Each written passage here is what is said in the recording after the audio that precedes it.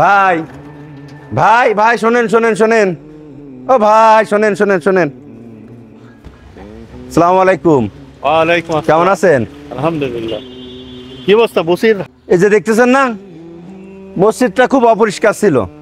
আজকে রাত্রেই তো তারাবি পড়া লাগবে, তাই মসজিদটা একটু পরিষ্কার পরিচ্ছন্ন করলাম। কালকের থেকে আপনার তো মনে মনে একটু খোঁজ দিছি। রোজা আসার সাথে সাথে তুমি তো একেবারে সেই ইবাদতে মশগুল হয়ে গেছো, মসজিদ পরিষ্কার থেকে শুরু করে। তা বলো কি? রমজান তো এসে গেল, আর রমজানের সব ভালো কাজের আলাদা একটা মোটে গুরুত্ব আছে, আর সব অনেক বেশি। এই এক মাস ভালো কাজের পরে থাকবো। আর আপনি দুই একটা আমলের কথা বলেন তো, যে আমল করলে ওর নাজাতের একটা ব্যবস্থা হবে। নাজাত তো আল্লাহ সব কাজেই দেবে রমজান মাসে, এবং সব কাজের সোয়াবও বেশি। তবে তোমার আমি একটা পরামর্শ দিতে পারি বসির, সেটা হচ্ছে এই কাজটা সারা বছরই করা উচিত, যেহেতু আমরা অনেক সময় পারি না। তবে এই রমজান মাসে এই কাজটা তুমি চেষ্টা করতে পারো, একদিনও ছাড়বা না। হ্যাঁ, এতে করে একটা ভালো ইবাদতের এবং মনে একটা ফ্রেশ এবং আল্লাহর কাছে মনের কথা খুলে বলা যাবে। আপনি একটু বলেন না ভাই, যাতে আল্লাহ আমার পিছনের গুনাহ মাফ করে দেই, আর সামনে যতদিন বেঁচে থাকি এই ভালো কাজ করারই সুযোগ পাই। শোনো বসির, রমজান মাস মুবারক মাস, এটা আল্লাহ তাআলা অবারিত তার দ্বার খুলে বসে আছে। যা করবা একটা 70 থেকে 700 গুণ নেকি আল্লাহ তাআলা দেবে। যেহেতু আমাদের আজ রাত্রি তারাবি পড়তে হবে, সেহরি খাতে উঠতে হবে, তাই না? একটা বড় নিয়ামত।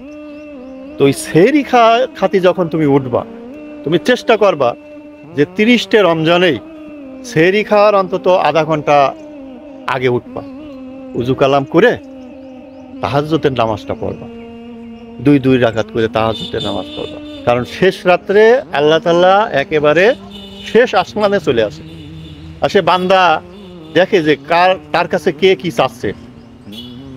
এইটা যদি আমরা কন্টিনিউ 30 রোজায় করতে পারি, তাহাজ্জুদের নামাজ পড়ে আল্লাহর কাছে হাত তুলে গুনাহ মাফ, নিজের যা চাওয়ার, রোগ দূর হওয়া, অর্থনৈতিক সংকট দূর হওয়া, ছেলে মেয়ে ভালো হওয়া, সংসারে আয় উন্নতি হওয়া, এসব বিষয় আল্লাহর কাছে আমরা চাবো।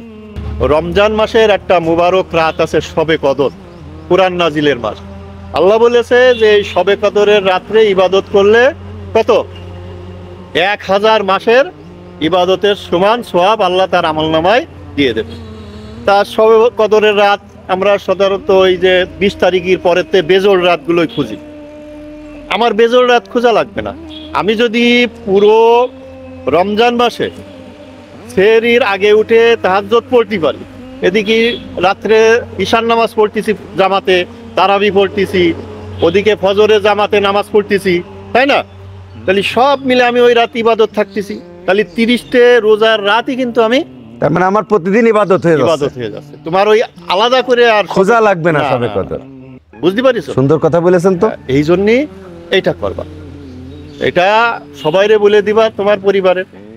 তাহলে তো যখন তাহাজ্জুদ পড়তে উঠবো, আমার ছেলে মেয়ে মানে বিবি মা সবাইকে ডেকে উঠে তাহাজ্জুদ পড়ানো তো ভালো মনে হয়। হ্যাঁ, এটা তুমি শুধু একা করবা কেন, এটা তো সবার জন্য। এই জন্যই এটা একটা রমজান মাসে একটা বড় ইবাদত, এবং আমার নতুন করে ওই শবে কদর খোঁজা লাগবে না, এবং একটা অভ্যাস হয়ে গেল। আর এই তাহাজ্জুদের অভ্যাসটা যদি সারা বছর আমরা চালু রাখতে পারি আরো ভালো। সুন্দর কথা বলেছেন তো। তাহলে আমি যাই। আচ্ছা ঠিক আছে, তা যান তাহলে। আসসালামু আলাইকুম। ওয়ালাইকুম আসসালাম।